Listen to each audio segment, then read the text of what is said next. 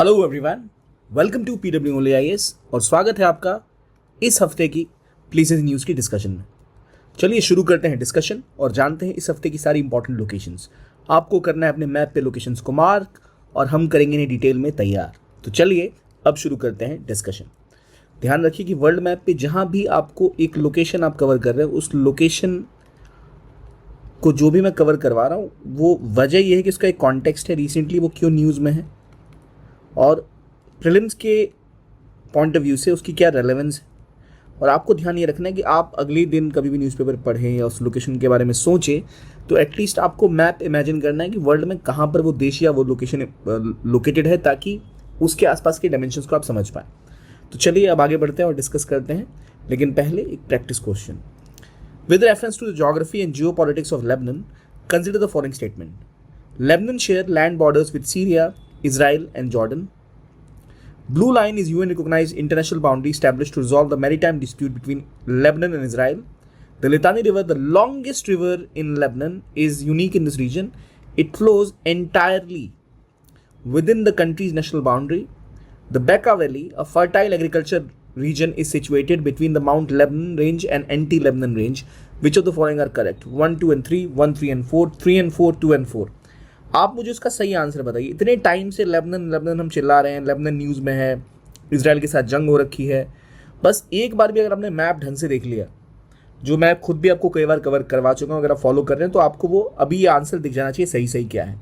एक बार इसका आप आंसर गेस करो क्या है, कमेंट बॉक्स में लिखो और by the end of this video मैं सही आंसर बताऊंगा, उससे आप पता कर पाएँ कि क्या गलती आप कर रहे हैं। अब अगला क्वेश्चन देखो। थाईलैंड, अगेन ये न्यूज़ में है। The Kra Isthmus is the narrowest part of Malay Peninsula, connecting the Gulf of Thailand to the Andaman Sea.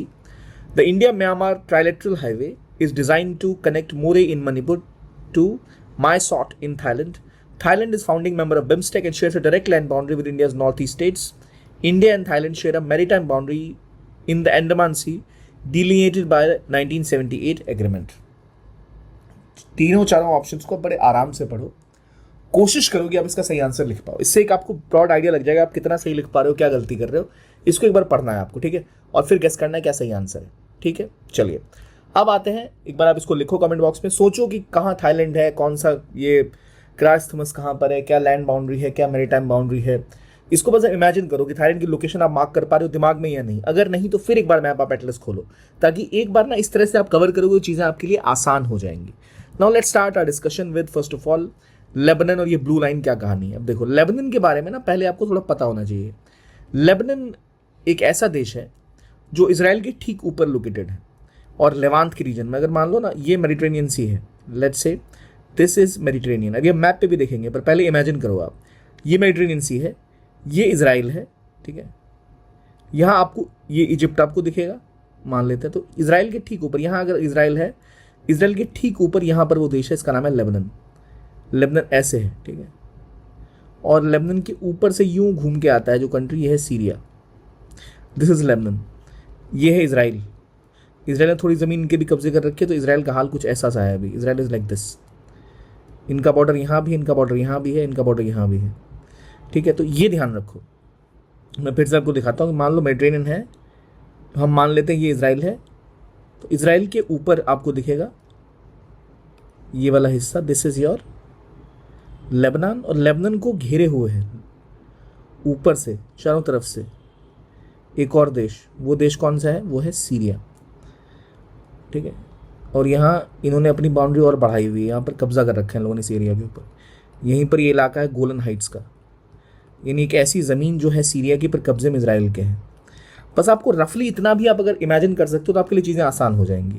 मैंने आपको पहले भी पढ़ाया है लेबनान के बारे में। तो लेबनान की लोकेशन है, तो ये मेडिटेरेनियन सी हो गया, लेवांत का रीजन है ये। तो यहाँ पर यह है लेबनान का इलाका, यहाँ इनका बैरत का शहर है।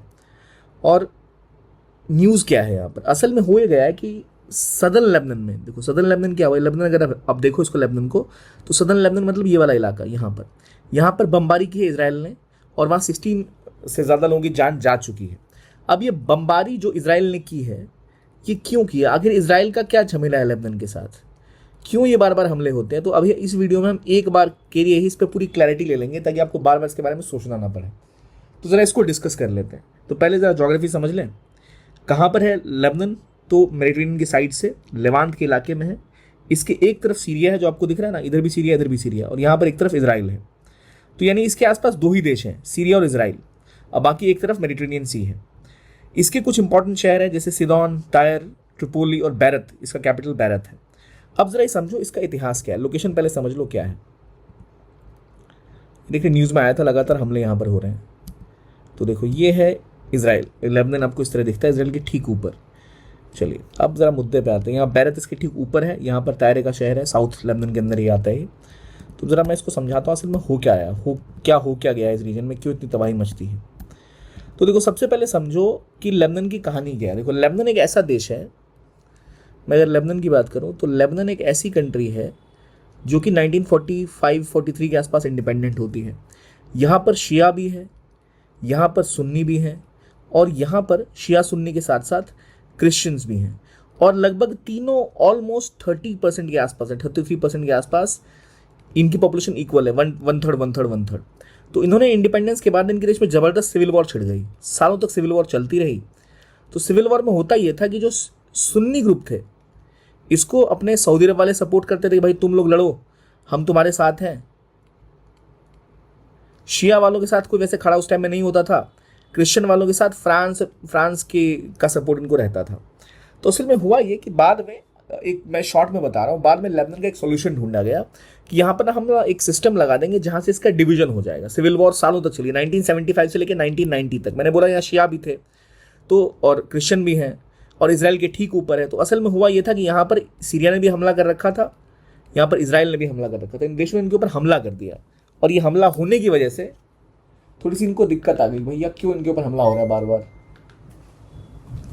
इनके ऊपर हमला कर दिया गया, और ये जो पॉलिटिक्स हुई, इस पॉलिटिक्स को पहले समझना बहुत ज़रूरी है कि क्या बैकग्राउंड है वो समझो। तो मैं इस इमेज के थ्रू आपको बैकग्राउंड समझाता हूँ आखिर क्या चल रहा था यहाँ पर। देखो यहाँ पर मैंने बताया तीन लोग हैं, तो इन्होंने डिवीजन ये किया कि हम ना अपनी पार्लियामेंट को ऐसे बांटेंगे कि एक बंदा प्रेसिडेंट होगा जो क्रिश्चियन होगा, Muslim speaker of parliament, Sunni prime minister. तो इन्होंने तीनों धर्मों में इसको डिवाइड कर दिया कि एक इक्वल हम डिवीजन लेके आ जाएंगे।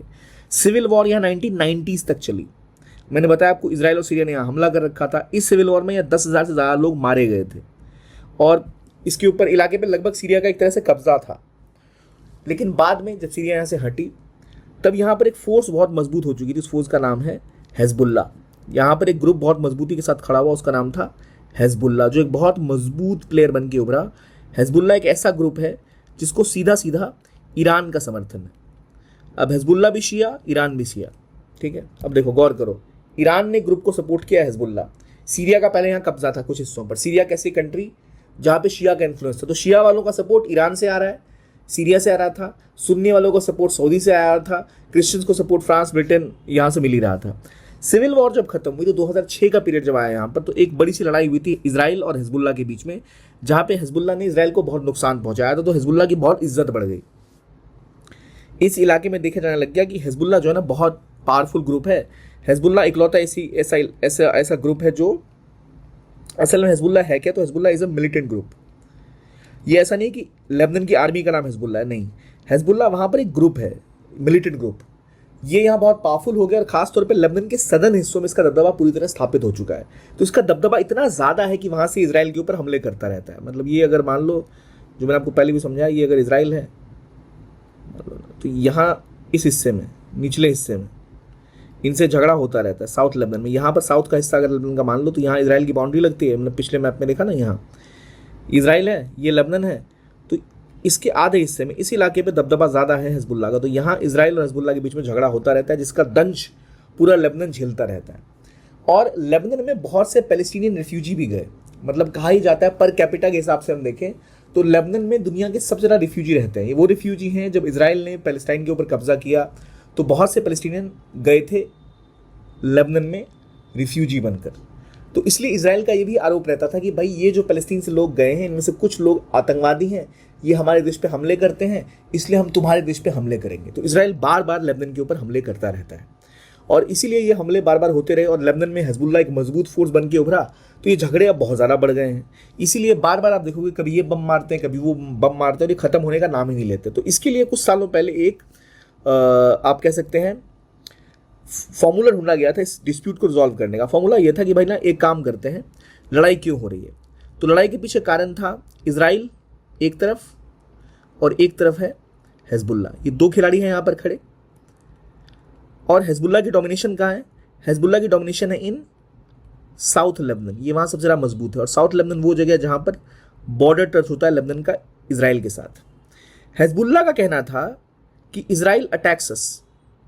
इसका कहना है इजराइल अटैक करता है, तो इसलिए इजराइल के अटैक से लड़ने के लिए, और इजराइल अटैक करके हमारे इलाके में इन्वेड करता है और उसने हमारे ऊपर इन्वेजन कर रखा है, उसने हमारी ज़मीन पर कब्जा कर रखा है, इसलिए हमें लड़ना पड़ता है।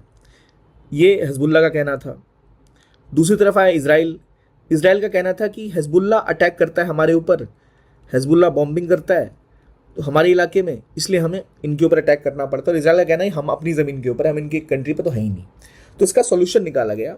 सॉल्यूशन ये निकाला गया कि ये अगर मान लो बाउंड्री है, ठीक है, ये मान लो यहाँ पर ये हिस्सा इजराइल है, यहाँ पर लेबनान है, तो सॉल्यूशन ये बोला गया कि देखो ये जो इलाका है ना, यहाँ पर एक लाइन बनाई गई। पहली बात तो यहाँ पर एक बॉर्डर पे बाउंड्री बनाई गई, इसे कहा गया ब्लू लाइन।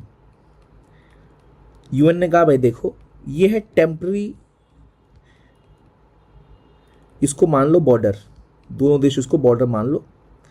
तो बोला ठीक है भाई, ये हमारे तत्काल के लिए हमारा बॉर्डर हो जाएगा। तत्काल के लिए हमारा ये कि ये बाउंड्री है, नॉट बॉर्डर, ठीक है, टेम्पररी बाउंड्री इसको मान लो जब तक डिस्प्यूट सॉल्व नहीं होता। डिस्प्यूट तो कभी सॉल्व होगा नहीं। और ये बोला गया कि भाई इसके पीछे तुम अपनी फ़ौज लेकर, इजराइल को बोला इजराइल वालों तुम सुधर जाओ और तुम अपनी फ़ौज लेकर इसके पीछे चले जाओ। इजरायली फोर्सेस को कहा तुम इसके पीछे जाओ। और उन्होंने कहा देखो ये जो साउथ का लेबनान है ना, यहाँ पर एक नदी बहती है जो यहाँ की सबसे बड़ी नदी है, और वो पूरी नदी लेबनान के अंदर ही बहती है। उस नदी का नाम है लितानी। इन्होंने बोला कि हम हिजबुल्लाह को कहते हैं कि भाई हिजबुल्लाह तुम्हें ये दिक्कत है ना, ये लोग तुम पे हमला कर देते हैं, यहाँ से हमला कर देते हैं तुम्हारे ऊपर, हम गारंटी लेते हैं हमला नहीं करेंगे, तुम बस इलाका खाली करके थोड़ा पीछे चले जाओ। हिजबुल्लाह ने कहा भाई हम ज़मीन खाली करेंगे तो इजराइल हमला कर देगा। उसने कहा तुम चिंता मत करो, ये जो इलाका है ना ये हो गया बफर जोन, यहाँ कोई नहीं रहेगा, यहाँ पर हम रहेंगे। यानी यहाँ पर एक यूनाइटेड नेशन इंटरिम फोर्स रहेगी, UNIFIL कहा इसको, कि हम यहाँ पर रहेंगे और तुम जो है लितानी रिवर के पीछे चले जाओ। यानी बोला गया हिजबुल्लाह वाले भाइयों, यहाँ पर हिजबुल्लाह खड़ा रहेगा लितानी के पार, इजराइल की फोर्स कहाँ रहेगी? ब्लू लाइन के पार। तो ये बोला गया कि तत्काल इसको हम मान लेते हैं। और 2007 में दोनों पार्टी ने एग्री किया था, अच्छा चलो इसको ही मान लेते हैं, लाइन ऑफ विड्रॉल। और बाद में ये डिसाइड किया गया लितानी रिवर देख रहे हो यहाँ, इस इलाके को बोल दिया गया था ये इलाका जो है this is your buffer zone. Buffer zone बनाने की कोशिश की गई ताकि यहाँ पर कभी हमला हो इजराइल की तरफ से या हिजबुल्लाह की तरफ से, उसको रोका जा सके, इनके बीच में डिस्प्यूट ना हो। इस चीज़ को रोकने के लिए बोला गया चलो इसको हम बफर जोन बना लेते हैं। तो ये फैसला इनके बीच में किया गया था, ये सोल्यूशन ढूंढा गया था। ठीक है, यहाँ तक समझ आ रहा है क्या हुआ था, किसके किसके बीच का हिसाब था? ये हिजबुल्लाह और इजराइल के झगड़े के बीच में इसको डिसाइड किया गया कि अच्छा ये चीज़ें हैं। तो यहाँ पर एक लितानी रिवर है जो बड़ी इंपॉर्टेंट है, ये ध्यान रखना, पूरी की पूरी यहीं बहती है विद इन लेबनान। देखो यहाँ से स्टार्ट होकर यहाँ जा रही है, यहाँ तायरे का बड़ा शहर है और इनका बैरत का शहर ऊपर है। यहाँ पर हिजबुल्लाह जो है इसको सपोर्ट कौन करता है? तो हिजबुल्लाह को सपोर्ट करता है ईरान, क्योंकि हिजबुल्लाह भी एक शिया मिलिटेंट फोर्स है और ईरान तो ऑब्वियसली शियाओं का अपने आप को लीडर मानता है। तो ये कहानी है यहाँ पर। ठीक है, तो क्या लेबनान की बाउंड्री कहीं से भी जॉर्डन से मिल रही है? नहीं। इसकी बाउंड्री कहाँ से मिल रही है? इसकी बाउंड्री सीरिया और ईरान दो ही देशों से मिलती है, सॉरी सीरिया और इजराइल दो ही देशों से मिलती है, बाकी किसी से नहीं लगती। ये ध्यान रखना है आपको। I hope it is clear to you. अब ये रहा मैप, ये लितानी रिवर है, ये बैरत का कैपिटल है। आई होप चीज़ें आपको क्लियर हो गई होंगी। इसको बफर जोन बनाया गया कि भाई यहाँ पर कोई झगड़ा नहीं होगा। तो आपसे पूछा जाए सिदोन कहाँ पर है, लितानी कहाँ पर है, तायरे कहाँ पर है, बैरत कहाँ पर है, बफर जोन ब्लू लाइन कहाँ पर है, ये आप समझ जाएंगे। ठीक है, अब अगले टॉपिक के ऊपर आते हैं जो बात करता है अरुणाचल प्रदेश की ग्लेशियल लेक्स के बारे में। अरुणाचल प्रदेश में क्या हुआ? अरुणाचल प्रदेश में हाल में एक सैटेलाइट डेटा ने रिवील किया कि वहां कुछ ग्लेशियल लेक्स हैं। और कमाल की बात यह हुई कि जो ग्लेशियल लेक्स थे, ये देखा गया उन ग्लेशियल लेक्स में कमी होने के बजाय बढ़ोतरी देखी गई है, उनकी साइज बड़ी हो गई है। तो ऐसे 5 लेक्स थी वैसे, जिन 5 लेक्स को हाई रिस्क लेक कहा जा रहा था, लेकिन अब उनमें से 4 में देखा गया है कि उनका साइज थोड़ा बढ़ गया है। ये तो उल्टी बात हो गई। जब आपने हाई रिस्क में जाना तो ऐसा क्यों हो रहा है? तो कहा यह जाता है कि आशंका थी कहीं वहाँ पर एक ग्लेशियल फ्लड तो नहीं आने वाला या कुछ ऐसी प्रॉब्लम तो नहीं आने वाली। तो अभी इसके बारे में पता लगा कि नहीं, थोड़ा सा एक्सपेंशन हुआ है लेक्स का। तो जो एक्सपेंशन हुआ है लेक्स का अरुणाचल प्रदेश में कहाँ है वो? तो इंडिया और चाइना का जो बॉर्डर है अरुणाचल प्रदेश के इलाके में, वहाँ तवांग का इलाका है जो बहुत ही डिस्प्यूटेड है, जिस पर चाइना तो बिल्कुल कब्जा करने को बेकरार बैठा है। तवांग के इलाके में ही एक बेसिन है, इसका नाम है मागो चू बेसिन। मागो चू बेसिन किस डिस्ट्रिक्ट में है? तवांग में है। और यहीं पर 5 आपकी ग्लेशियल लेक्स है जिनमें से 4 की साइज बड़ी है। जिसको देखा जाए तो यहां आप देखो ये है मागो चू बेसिन, दिस इज मागो चू बेसिन। और यहाँ पे ये जो इस इलाके में कुछ लेक्स हैं, ग्लेशियल लेक्स, इनकी एक्सपेंशन हुआ है इस लेक का। तो अगर आपसे पूछा जाए मागो चू बेसिन कहाँ पर है, इट्स इन अरुणाचल प्रदेश तवांग के इलाके में, जहाँ पे जो ग्लेशियर्स हैं उनकी साइज बड़ी है। और स्पेसिफिकली वहाँ पर कुछ ऐसी लेक्स हैं, ग्लेशियल लेक्स, जैसे सन हपो लेक जो सबसे बड़ी और सबसे सिग्निफिकेंट, यहाँ पर इसकी ग्रोथ भी सबसे ज़्यादा हुई है। देन देर इज दरखा जो, और इसके अलावा 2 और लेक्स थी, पर उतना लेक्स तो याद करना पॉसिबल नहीं हो पाएगा। सनहाउ लेक आप याद करो और ये कोशिश करो कि बेसिन कौन सा है ये। तो मागोचू बेसिन कहाँ पर है? It's in Tawang, Arunachal Pradesh. कम से कम इतना ध्यान रहेगा कि क्या उन लेक्स की साइज घटी है। आमूमन हम ये सोचते हैं कि हाँ लेक्स की बात हो रही है तो लेक्स की साइज कम हो गई होगी, बट यहाँ पे लेक्स के बीच में एक्सपेंशन हुआ है, तो इसका ध्यान आपको रखना है। ठीक है, चलिए अब बढ़ते हैं अगले टॉपिक की तरफ, पद्मा ब्रिज। अब पद्मा ब्रिज न्यूज़ में क्या है? तो देखो पद्मा ब्रिज तो पहली बात किस नदी के ऊपर है? पद्मा रिवर के ऊपर। पद्मा रिवर कहाँ बहती है? बांग्लादेश में बहती है। और अब बांग्लादेश ने प्लान किया है कि पद्मा रिवर पे ब्रिज बनाने के बाद वो एक और ब्रिज इसके ऊपर बनाना चाहते हैं। तो वो पद्मा रिवर के ऊपर एक और ब्रिज बनाना चाहेंगे और साथ ही साथ जमुना रिवर पर एक ब्रिज बनाना चाहते हैं। वो सेकेंड पद्मा ब्रिज और एक जमुना ब्रिज की बात वहाँ पर हुई है। तो अब सवाल ये कि क्यों कर रहे हैं? ये वो करना चाहते हैं ताकि ढाका का जो ट्रैफिक है उसको वो उसका एक बाईपास ढूंढ सके वो। तो इसके लिए सवाल ये कि वो कह रहे हैं कि हम $1 बिलियन का इसको फाइनेंस कराएंगे। और कौन फाइनेंस करेगा? चाइना। अब हमारे टेंशन के बाद चाइना यहाँ घुसेगा तो ये प्रॉब्लम हो जाएगी। चाइनीज फंडिंग बढ़ने का मतलब है बांग्लादेश के ऊपर इन्फ्लुएंस स्ट्रैटेजिक चाइना का बढ़ जाएगा। इसलिए हमें थोड़ा अब यहाँ सोचना पड़ेगा। वैसे भी आजकल बांग्लादेश वालों के साथ हमारे संबंध थोड़े से खराब चल रहे हैं। तो पहले ना अपने काम की चीज़ें प्रीलिम्स के लिए वो देख लो, लोकेशन वाली कहानी कहाँ पर है, ये क्या ब्रिज है, कौन सी कहानी है। देखो बांग्लादेश का मैप तो आपको पता ही है, इंडिया के बिल्कुल बाजुओं में है ये। तो देखो यहाँ से आती है गंगा रिवर। जब भी गंगा रिवर आगे बढ़ती है, देखो इधर से ब्रह्मपुत्र, यहाँ से गंगा रिवर। गंगा रिवर जब बनी यहाँ से, तो गंगा ही असल में आपकी एक तरह से फॉर्म करो तो पद्मा रिवर बनती है। देखो ये गंगा रिवर है, यहाँ से आई, ये बन गई आपकी पद्मा रिवर। इधर से आई तीस्ता, इधर से ब्रह्मपुत्र, ये मिली और ये बन गई यहाँ पर जमुना रिवर। तो जमुना और पद्मा ये दोनों मिलती है यहाँ, और इधर फिर नीचे आपको मेघना बन जाती है यहाँ पर इस इलाके में ये। तो पद्मा ब्रिज ऑलरेडी बना है, देखो ढाका के पास, इसको कनेक्ट कर रहा है। अब इनका प्लान है कि 2 और ब्रिजेस ये बनाएंगे। तो इसको समझने का इतना समझो, पद्मा गंगा रिवर ही जब बांग्लादेश में घुसती है इसको पद्मा कहते हैं। जमुना जो ब्रह्मपुत्र आती है और इसी में आपकी तीस्ता भी मिल जाती है, तो ये बन जाती है जमुना। फिर आपकी बराक के पास से उधर से एक रिवर आती है विच इज़ मेघना, जो मेघालय के पास से आ रही है, और ये तीनों मिलती है और यहाँ पर मेघना जो है पद्मा जमुना के साथ मिल जाती है। तो जमुना कौन सी रिवर है? ब्रह्मपुत्र। पद्मा कौन सी रिवर है? गंगा। तीस्ता भी इसी में मिल रही है, यहाँ से तीस्ता आ रही है, देख लो ये ब्लू लाइन जो आ रही है तीस्ता। तो ये सब मिलती है, और इसी की खास बात यह कि इसी की वजह से आपको खासतौर पर पद्मा ही सबसे बड़ी है, और पद्मा की वजह से आप देख लो यहाँ पर बड़ा सा डेल्टा बनता है जो दुनिया का सबसे बड़ा डेल्टा है। और ये सिस्टम एक बड़ा रिवर सिस्टम है दुनिया में से एक, और इसकी वजह से फर्टाइल लैंड बहुत ज़्यादा होता है यहाँ पर। अब इसके ऊपर डैम बनाने की कोशिश लगातार ये कर रहे हैं, हमारे साथ इनको वाटर को लेकर डिस्प्यूट है।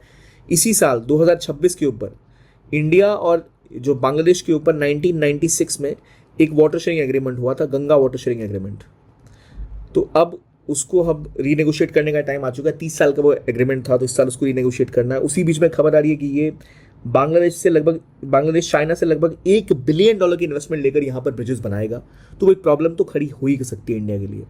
तो ये रिवर सिस्टम कौन सी जमुना है, कौन सी पद्मा है, कौन सी मेघना है, ये आपको पता होना चाहिए। उसके ऊपर 2 नए ये ब्रिजेस बनाने की तैयारी में है, ये समझ आपको होनी चाहिए कहाँ पर बन रहा है। ठीक है, आई होप क्लैरिटी है इसके ऊपर आपको। अब इससे होगा क्या?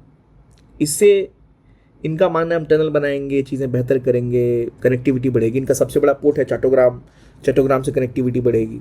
अब देखो, असल में बांग्लादेश एक ऐसा देश है जहाँ पर चाइना बहुत इंटरेस्टेड है। बांग्लादेश में अगर उनका इन्फ्लुएंस बढ़ता है तो वहाँ से इन्फ्लुएंस उनको मिल जाएगा इंडिया के सबसे ज़्यादा स्ट्रेटजिकली जो हमारा सेंसिटिव इलाका है वो कौन सा है, वो है नॉर्थ ईस्ट। तो नॉर्थ ईस्ट पर इन्फ्लुएंस पाने के लिए बांग्लादेश में इन्फ्लुएंस बनाने की कोशिश कर रहे हैं हमेशा से ही। बांग्लादेश ने BRI ऐसे ज्वाइन कर रखा है। बांग्लादेश में कई सारे पोर्ट्स हैं, डीप सी पोर्ट, जिनमें स्पेसिफिकली एक डीप सी पोर्ट पायरा पोर्ट, चट्टगोंग पोर्ट, जो इनके बड़े पोर्ट्स हैं। चट्टगोंग में ऑलरेडी बहुत सारा पैसा है, चट्टोग्राम उसका नाम अब पड़ गया है, उसमें काफ़ी सारी इन्वेस्टमेंट चाइना ने कर रखी है। तो चट्टोग्राम या चिटगोंग जो है वो ऑलरेडी वहाँ पर चाइना की बहुत सारी इन्वेस्टमेंट है। उसके अलावा पायरा पोर्ट ये बना रहे हैं, डीप सी पोर्ट है, वहाँ पर इन्वेस्टमेंट इनकी है। भारत की इन्वेस्टमेंट है यहाँ मोंगला पोर्ट में, और मोंगला पोर्ट वो पोर्ट है जो नॉर्थ ईस्ट के स्टेट्स पहले कार्गो के लिए इस्तेमाल किया करते थे जब शेख हसीना थी। इसके अलावा हम बांग्लादेश के साथ मिलकर यहाँ एक बांग्लादेश और जापान के साथ मिलकर यहाँ एक और पोर्ट बनाना चाह रहे थे, विच इज़ मातारबाड़ी, जो इंडिया और जापान का जॉइंट वेंचर इस इलाके में होने वाला है। लेकिन इतना कुछ करने के बाद भी जो हाल के हालात हैं हमारे इनके साथ, जैसे हमने बांग्लादेश में एक न्यूक्लियर पावर प्लांट भी बनाने की तैयारी में हम बन रहा है, वो ऑलमोस्ट इंडिया रशिया का जॉइंट वेंचर है, रूपपुर में है, रूपपुर एटॉमिक पावर प्लांट, उसके ऊपर हम साथ में काम कर रहे हैं। तो इतना कुछ करने के बाद जब यहाँ पे हालत हमारे साथ इनकी थोड़ी ख़राब हुई, रिश्ते ख़राब हुए हैं, तो इतनी इन्वेस्टमेंट फंसने की टेंशन हमारे लिए हो सकती है। जैसे इवन आपके झारखंड में एक पावर प्लांट है जो पूरी बिजली इन्हीं को बेचता है। हमने बांग्लादेश नेपाल तीनों ने मिलकर, इंडिया बांग्लादेश नेपाल ने मिलकर एक ट्राइलेटरल पावर एग्रीमेंट किया, जिससे बांग्लादेश को नेपाल बिजली भेज पाएगा, जिस बिजली को भेजने के लिए ट्रांसमिशन लाइन्स हम बिछा रहे हैं। सो इतना कुछ तो हम यहाँ कर रहे हैं, पर ये धीरे धीरे फिर बांग्लादेश चाइना के पास जाता दिख रहा है हमें। सो ऑब्वियसली हमारी इतनी इन्वेस्टमेंट है, ये चाइना की गोद में जाके बैठ रहे हैं, चाइना की तरफ टिल्ट हो रहा है। तो चाइना करेगा क्या? चाइना इनको बना लेगा एक तरह से अपने डेट ट्रैप में गुलाम, कि भैया कर्जा चुकाओ, कर्जा नहीं चुका पा रहे तो अब तुम अपना ये पोर्ट मुझे दे दो, जो उन्होंने श्रीलंका के साथ किया।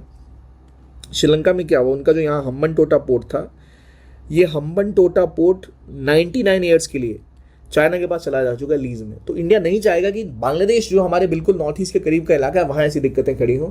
तो थोड़ी सी हमें इसको एक अपने प्रीलिम्स के पॉइंट ऑफ व्यू से सोचना है, थोड़ा मेंस के पॉइंट ऑफ व्यू से भी, कि स्ट्रैटेजिक डायमेंशन में इंडिया के लिए क्यों ये प्रॉब्लम खड़ी कर सकता है इतना इन्वेस्टमेंट। पहले जो था $5 बिलियन कहा जाता है कि पद्मा ब्रिज पे खर्च किया था, हालांकि ऐसा बांग्लादेश ने माना नहीं, पर कहा यह जाता है कि वहाँ मेजर इन्वेस्टमेंट आई है चाइना से उससे पहले भी। ठीक है, ये तो हो गई इसकी बात। अब बात करते हैं इंडिया थाईलैंड के बारे में, जहाँ हमने डिफेंस कॉर्पोरेशन पर बात करी कि रिसर्च इनोवेशन इस पर काम करने वाले हैं। अब भाई थाईलैंड है कहाँ? तो ये रहा थाईलैंड। थाईलैंड अंडमान सी, यहाँ स्ट्रेट ऑफ मलक्का जो बहुत इंपॉर्टेंट यहाँ का स्ट्रेट है, और ये रहा गल्फ ऑफ थाईलैंड। अब देखो ऊपर म्यांमार है, म्यांमार के ठीक नीचे थाईलैंड है, और यहाँ पर वो इलाका है जिसे हम कहते हैं इस्थमस ऑफ क्रा, जो थाईलैंड में है, इस्थमस ऑफ क्रा। ठीक, यहाँ पर आपका स्ट्रेट ऑफ मलक्का है। तो यहाँ पे ट्रांसपोर्टेशन बहुत कठिन होता है, क्योंकि सबसे इम्पॉर्टेंट यहाँ पर स्ट्रेट है ये। तो ये लोग विचार कर रहे थे कि यहाँ पर ना एक कनाल बना देंगे। जब कनाल की बात हुई, चाइना ने कहा कि भैया बिल्कुल हम इंटरेस्टेड हैं, पर प्रॉब्लम ये है कि अगर ये कनाल बनाएंगे तो बहुत खर्च आएगा, तो कैंसिल हो गया। तो यहाँ अब क्रा में वो एक लैंड ब्रिज बनाने की कोशिश कर रहे हैं कि यहाँ से शिप्स लेके आओ, रेलवे लाइन से इधर लेके जाओ, फिर यहाँ से निकल जाओ, तो आपको यहाँ से चक्कर काट के नहीं जाना पड़ेगा। ऐसी तैयारी ये कर रहे हैं। कहाँ पर? क्रा के ऊपर। So we have to look at isthmus of Kra, एक लैंड ब्रिज की तैयारी यहाँ पर हो रही है। नाउ थाईलैंड की खास बात ये है कि भारत थाईलैंड को कनेक्ट करना चाहता है। थाईलैंड बिम्स्टेक का एक इंपॉर्टेंट मेंबर भी है। थाईलैंड के साथ हमने India, Myanmar, Thailand trilateral highway, 3 देशों का हाईवे अभी तक कंप्लीट हो जाना चाहिए था, बट उम्मीद है कि अब 1 साल में हो जाएगा।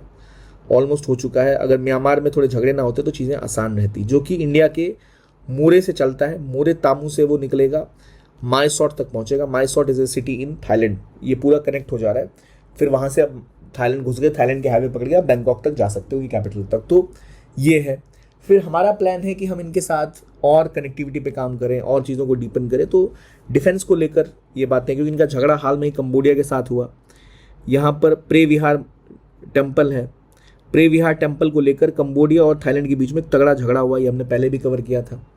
तो यहाँ जब भी कोई देश लड़ रहा है तो भैया हमसे हथियार खरीद लो, थोड़े ब्रह्मोस ले लो, थोड़ी आसानी हो जाएगी आपके लिए भी, हमारे लिए भी। तो यहाँ पर लगातार इंडिया थाईलैंड के साथ भी रिलेशंस बनाने की कोशिश कर रहा है। तो इस पिछले हफ्ते हमने इंडोनेशिया कवर किया था, इस हफ्ते हम थाईलैंड देख रहे हैं। तो आप इस तरह से एक एक करके भी देखो तो पूरा रीजन आप कवर कर सकते हो। So you should try to remember these dimensions. ठीक है, मैंने बताया था आपको पिछले बार लोम्बाक स्ट्रेट कहाँ पर है, सुंडा स्ट्रेट कहाँ पर है, आपका जो मेजर स्ट्रेट है विच इज़ मलक्का स्ट्रेट, जो चाइना के लिए कहा जाता है उनके मलक्का डायलमा है, वो यहाँ पर है। ये सुंडा स्ट्रेट हो गया, ये लॉम्बॉक स्ट्रेट हो गया। तो स्ट्रेट्स आपको याद करने ज़रूरी हैं, क्या रेलेवेंस है किस किस देश की, कहाँ पर कौन सा देश है। मैंने बताया था यहाँ पर सबांग पोर्ट के ऊपर बात हो रही है। थाईलैंड का इधर आप देख लो, जो हमने कहा भी क्या, क्रा इस्थमस, क्रा के ऊपर लैंड ब्रिज की बात हो रही है। ऐसे करके आप याद कर सकते हैं चीज़ों को, तो आपको लॉन्ग टर्म में काफ़ी हेल्प मिलेगी। तो देखिए ये थी आज की डिस्कशन। अब देखते हैं ज़रा हम आज के questions. So if you look at the questions, समझते हैं कितना सही किया कितना गलत किया आपने। तो देखिए इसमें 4 ऑप्शंस दिए हैं। Lebanon shares border with Israel, Syria, Jordan. Jordan तो है ही नहीं भाई, तो ये ऐसे स्टेटमेंट गलत हो गया। मतलब ये भी गलत, ये भी गलत, 1 3 4 ये भी गलत, 3 4 2 4, ठीक है, 3 4 एंड 2 4। अब longest is Lebanon, unique in reach float entirely with in the national boundaries, बिल्कुल 3 है, 3 तो है ही, ऐसा है, मतलब सी इज द करेक्ट आंसर। ठीक है, क्योंकि ये मैंने बोला इंटरनेशनल बाउंड्री नहीं है, यूएन रिकॉग्नाइज इंटरनेशनल बाउंड्री नहीं है, टेम्पररी था ये, ठीक। और ये डिस्प्यूट मैरीटाइम डिस्प्यूट नहीं है, लैंड बॉर्डर डिस्प्यूट है। फिर आगे देखो, Kra isthmus is narrowest part of Malay peninsula connected gulf of Thailand to Andaman sea. IMT is designed to connect Moreh in Manipur to Mysore in Thailand. Thailand is founding member of BIMSTEC and shares a land boundary. Land boundary नहीं है भाई, तो statement तो गया, तो only 3 is the correct one. बिल्कुल हमारे इनकी जो एग्रीमेंट थी 1978 में, ये सॉल्व हो चुकी है इंडिया थाईलैंड के बीच में जो मैरीटाइम बाउंड्री थी। तो ये थी आज की डिस्कशन। आप चाहे तो ज्वाइन कर सकते हैं मेरा टेलीग्राम चैनल पारस झा 123, जहाँ आपको ये सारी इन्फॉर्मेशन IR वाली और करंट वाली मिल जाएगी। बाकी रेस्ट आप ज्वाइन कर सकते हैं हमारे टेलीग्राम चैनल को, PW Only IAS। और ये थी आज की डिस्कशन। देखने के लिए धन्यवाद। Keep on watching PW Only IAS and have a nice day.